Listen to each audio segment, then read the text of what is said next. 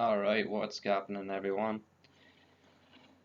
Want to do a quick video and go over what I did, what's been happening with me over the past few days. So starting out the week, I was trying to focus on the OTC stocks.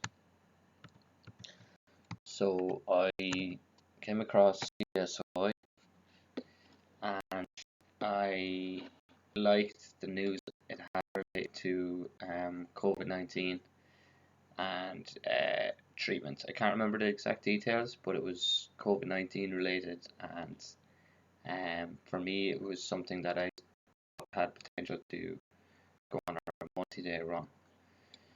So I got in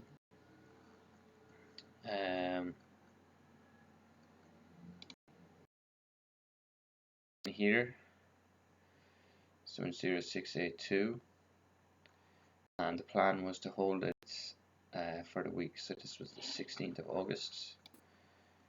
And the plan was to just stay patient and hold it for the week. The way it is with my account at the time is I think I've only like about 1,000 or 1,200 buying power, and sometimes I can use more, depends on the margin allowances for the individual stock that I'm looking to trade. But basically I think I had about about $1,000 dollar position on it. Now, was it there that I cut it? I think it was probably, I thought it was maybe the next day. I need to double check that. No, it probably was this day actually. Tuesday, yeah. When I saw AUNXF running on related news on the 17th. By the time I spotted it, it was up somewhere around here, and I knew it was chasey if I was to get involved. But I've seen some of these do incredible first days, and I thought, oh, maybe this has a bit more room in it to run.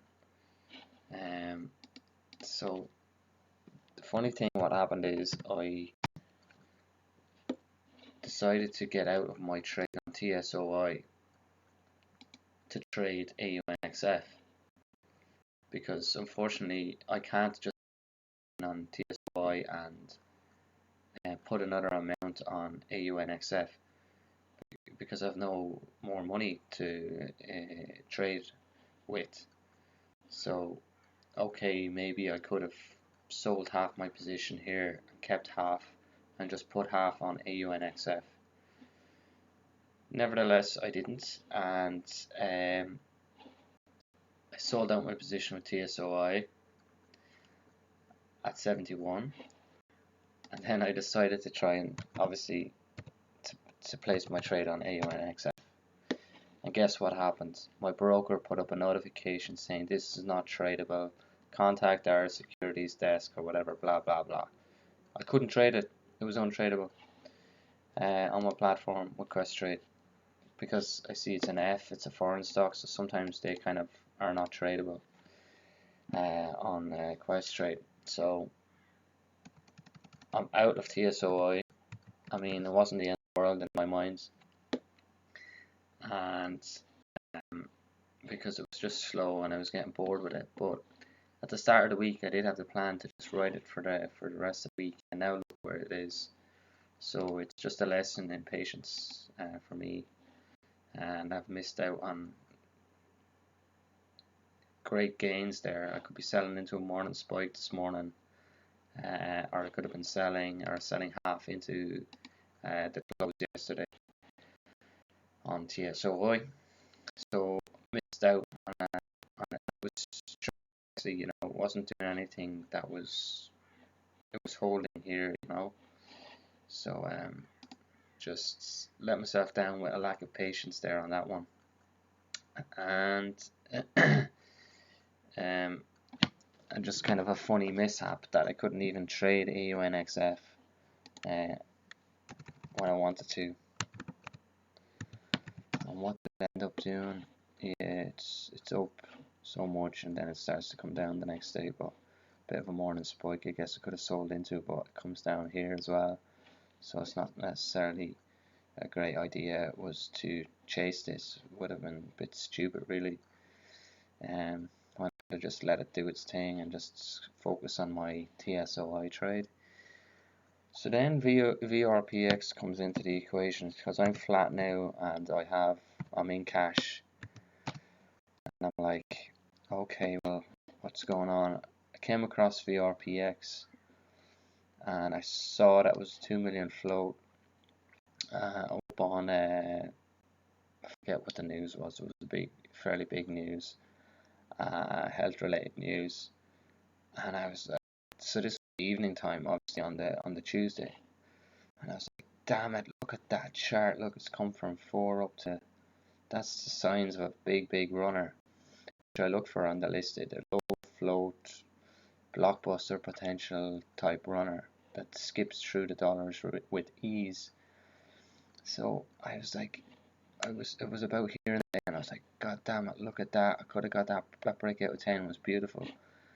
And this is when, yeah, you know, my blood started to, I would say, heat up, and I started to feel the FOMO, or the frustration at having missed a great play. And I was like, oh, and then I saw these candles here, and I was like, this is a bit dodgy now, you know, it's showing that it can just crash down very quickly. In the nature of candles early on last week and so on, I was like a bit tentative. So, but coming to the close, I just thought, okay, this is worth a shot, and I went long. Sorry, I feel like I'm going to sneeze.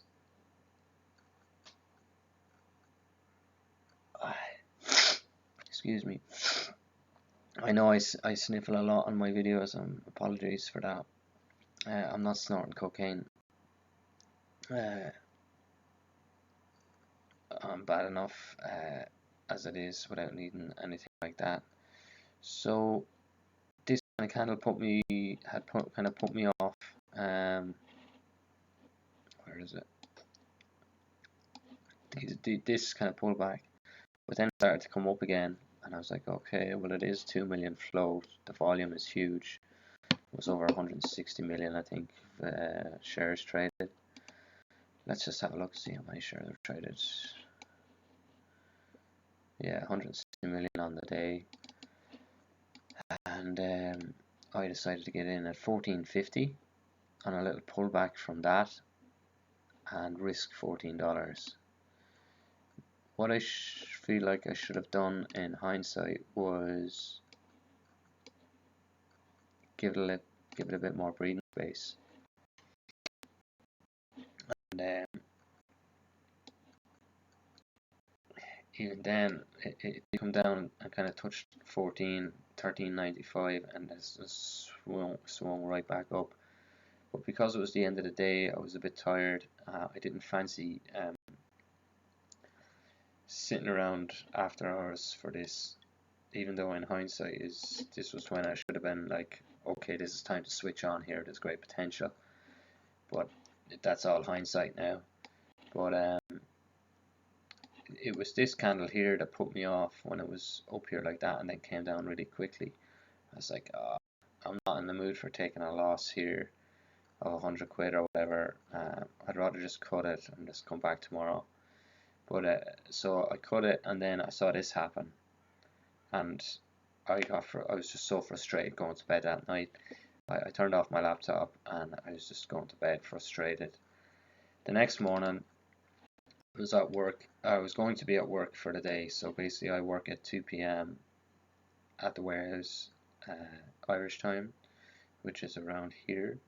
So I'm looking at a pre-market and I'm like, Jesus, look at that squeeze. I was like, whoa, there is a chance that this you know, holds up and just goes on a huge squeeze, one more squeeze out. So this is where my stupid cap was on my head, and I got long at 30.05. I was waiting to see what would happen. The time was running out for me to get going and get ready for work. Came down here, saw this. I was like, I was experimenting with stop losses. I was seeing if I could set a $5 stop loss, where trailing, I think, where it would be like, if it dropped to $5, it would cut me out of the position. But I wasn't 100% sure how it worked, so I ended up not going with it. And what I should have done was contact my broker quickly and try to spend that 10 or 15 minutes trying to understand that order. They would have explained, yeah, if it goes $5, still haven't actually found that out. I must do that. If it goes down $5 at any point, it'll trigger your stop and it'll sell the position. So I was in about, I think it was equivalent to 12 or 1300 position, $12 or $1300 position here. And I was then thinking, oh, where am I going to set my sell order? And for some crazy reason, like, I was just gone into total gamble mode here, and I set it at like $48.50. So I went to work with a sell order at $48.50. Just look at the full picture here,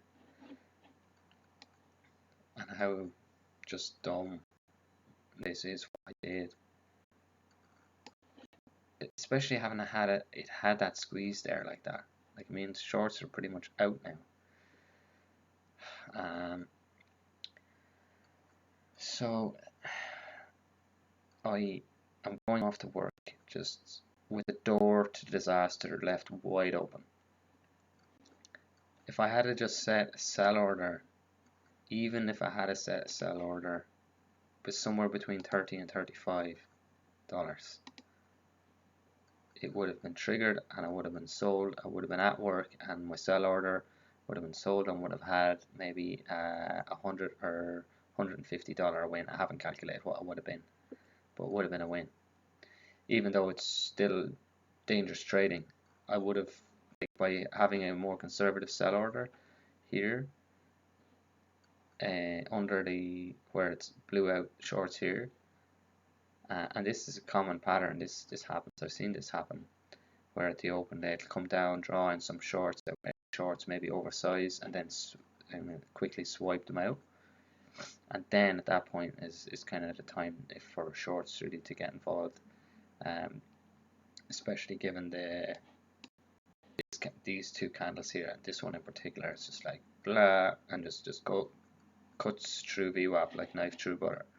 I mean, that's telltale sign that this is lost momentum, lost buyers, lost interest, so on, so on, so on. So I'm at work with all this happening, and of course it comes down, and at the end of the day, I rang my broker during the day, and they told me it was a $45 fee to execute the sell. It was somewhere around here at the time, and I just said, no, I'll just sort it out later when I go home myself. And by the time it was at home, it was down here, and my broker doesn't allow trading after, I forget what time, but I was unable to close out the position, and I ended up closing out the position the next morning pre-market.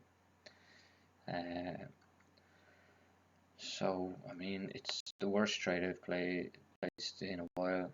The main reason I placed the trade is due to frustration. The fact that I know that part of my kind of mode of operation at the moment is focusing on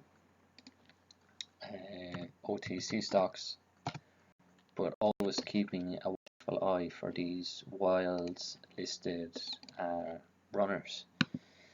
And what happened was, there hadn't been one in a good many weeks. The last one was Neuro, which I made 1,400 on, and this was VRPX, which could have been a similar situation had I spotted it early. So it was just the intense frustration at having missed this that led to all my silly behavior then the next day, and just taking a pure gamble on it. without setting a stop loss, which was the worst sin, which was the biggest blunder. You know, was at least maybe I could take the trade, but come on, you have to set a stop loss. If you're not going to be at your desk, you're going to have some sort of stop loss, you know. So like buying at 30 and it's down at 20, that's I've lost a third of my position. And if I'm using a little bit of margin, which I was, I mean, my small account is pretty much down to like 300 and something now, when it was up 800, 900. So I mean,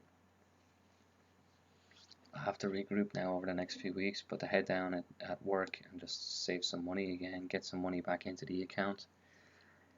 I do have a small position on KXIN, which I also have been watching, and I would have liked to have held a position on that from earlier on, but just due to the lack of capital in my accounts and seeing other things move, I had to just, you know, get out, even though it is still holding its trend and looks like, you know, it could have a break and start going beyond 4. So for the next few weeks, I'm just gonna probably just sit on my position on KXIN. It's only a small $200 and something position, because that's all I've left. And then I'm off to Portugal on the first week of September. So it's going to be just work in the warehouse for the next 2 weeks. Then I'm off to Portugal for the 2nd until the 8th September. Then I'll come back and I'll probably have another paycheck coming in. I get paid weekly, and then I'll probably be doing another full week at the warehouse. Maybe to be 2 or 3 weeks by the time I can maybe lodge $500 back into my account. Because if I have about $1,000 in my account, I find that it's fine for me, because most of the stocks, then I can take the position size that I kind of like to take, because at the moment now it's just I can take position size where it's just so small that the gains are like, oh yeah, 30-40 bucks, and then you have to think there's commissions being taken off that. So like, oh, you might have a $20 or $30 win, and for me that's just, it doesn't work for me. I lose patience too quickly.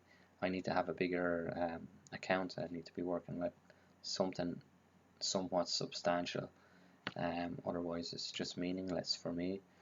So it's back to kind of saving mode now and getting some money into the account. It shouldn't take too long, but you know, I'm disappointed with what happens, with my frustration, and I just wanted to document it because it's for something for me to look back on, and something that someone watching can benefit from. Is that, you know, it just teaches me that never underestimate the capacity in human nature for stupidity. And even when you think you're kind of emotionally sound, certain circumstances can come together to create a situation where there's a chink in your emotional armor, I suppose is a good way of putting it, perhaps. And it was a combination of what I described earlier, missing out on this. So what I could have done better was be checking the most active. Like on my broker, there's a tool where you can see click most active, and I should be checking that every 5 minutes, every 10 minutes, while I'm just sitting around waiting for the OTC stock to do their thing, which can take time, especially in the current market environment. I'm like, all right, keep checking the most active, and VRPX would have shown up on that because of the volume and the way the percent gain.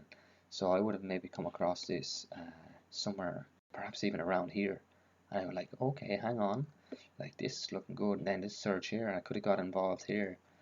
And I'm not saying that I would have been able to hold for the whole move, but I think I would have been able to maybe sell and then you know, maybe get in later as well. But it's just taught me a little bit to sharpen up a bit, but and I have to remember that going forward.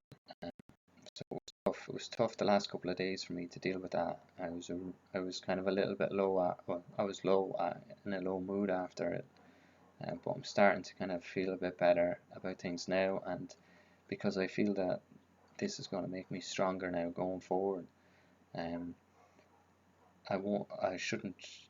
I don't think I'll ever make as crazy a mistake in trading as what I did there. And hopefully not, because if I do at a bigger account later down the road, I mean, it's going to be devastating. You can lose a 30-year account, and if that's a big account, then that's a lot of money. So I don't think that I will allow anything like that to happen on a larger scale. It's a good lesson that I can put in the bank now, but the key thing is now is I know that this is going to happen again, the frustration. So when those feelings come up, it's about being able to deal with it.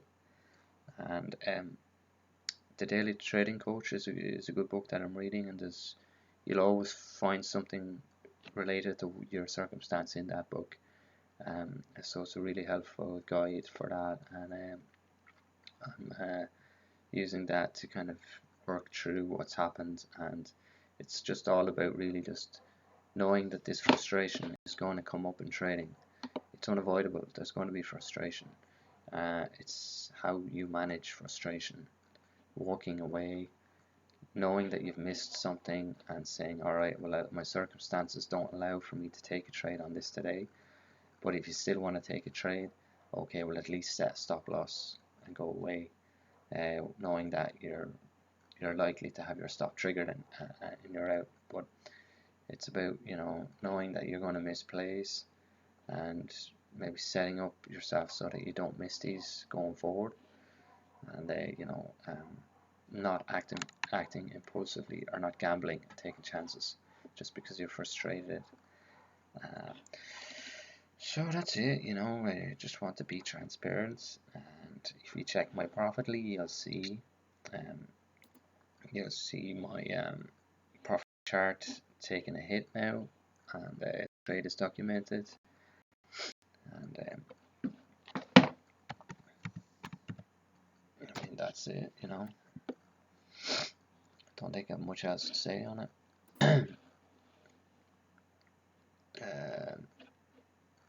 Where is it?